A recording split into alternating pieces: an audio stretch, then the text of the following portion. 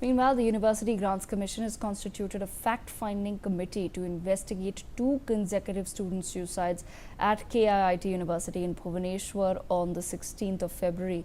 And now on the 1st of May, it has been told to submit its report within 10 days and recommend steps to strengthen student safety mechanisms and institutional accountability.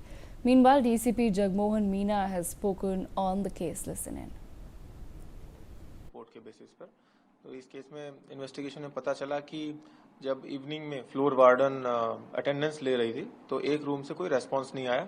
तो उन्होंने जब दरवाजे के ऊपर से window से देखा तो पता चला एक जो लड़की वहाँ पे रह रही थी वो लड़की झूल रही है, हैंगिंग अवस्था में है।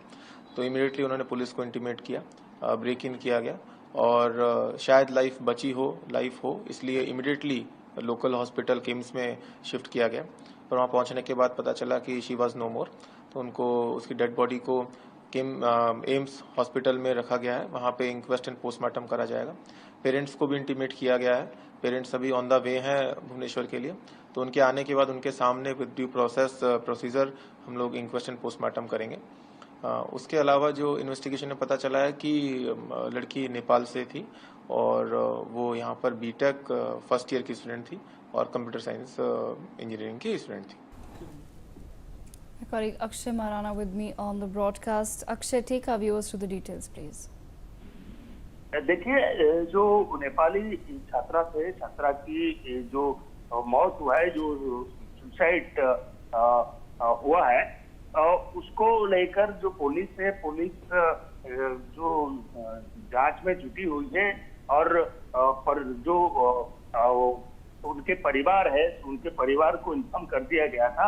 परिवार कल लगभग 7 बजे जो नेपाल से यहाँ पहुंचे और नेपाल से यहाँ पहुंचने के बाद वो जो एम्स में जो छात्रा की डेड बॉडी है वहां भी गए थे और जाने के बाद आज जो छात्रा की आज पोस्टमार्टम होने वाला है और होने के बाद जो पुलिस छानबीन कर रहा है कि क्या वजह रही, क्यों जो छात्रा सुसाइड किए हुए हैं, तमाम बारे में जो पुलिस अभी जांच में जुट गया है। लेकिन जो 2-3 महीने में पहले भी एक इंसिडेंट हुआ था, नेपाली छात्रा की मौत हुआ था।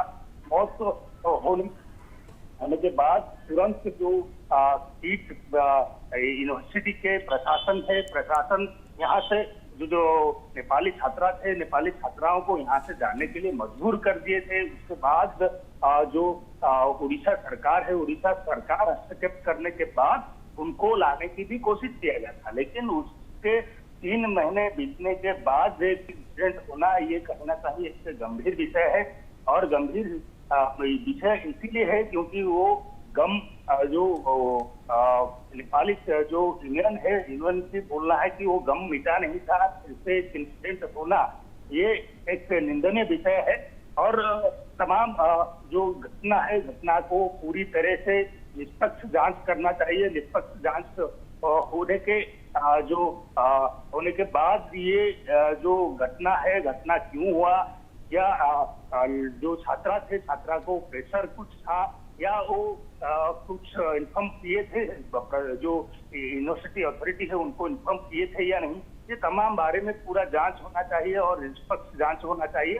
जांच होने के बाद जो भी आरोपी होंगे उनको कड़ी से कड़ी उनके खिलाफ कार्रवाई होना चाहिए।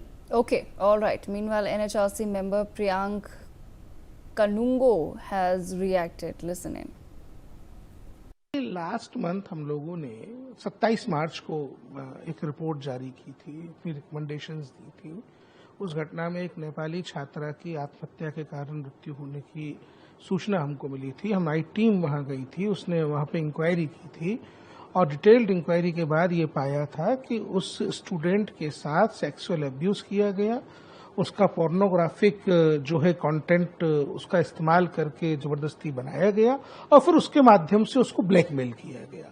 जब उस स्टूडेंट ने इस बारे में यूनिवर्सिटी एडमिनिस्ट्रेशन को शिकायत की तो बजाय पुलिस को बताने के, ये तो भाई कॉग्निजेबल ऑफेंस था, लड़की को रेप कर रहे हैं, ब्लैकमेल कर रहे हैं, तो ये पुलिस को बताना चाहिए था। पुलिस को बताने की बजाय यूनिवर्सिटी ने उस आरोपी छात्र को, इस स्टूडेंट को जो पीड़ित थी, दोनों को साथ में बैठा करके कंप्रोमाइज कराने की कोशिश की और मामले को दबाने का प्रयास किया।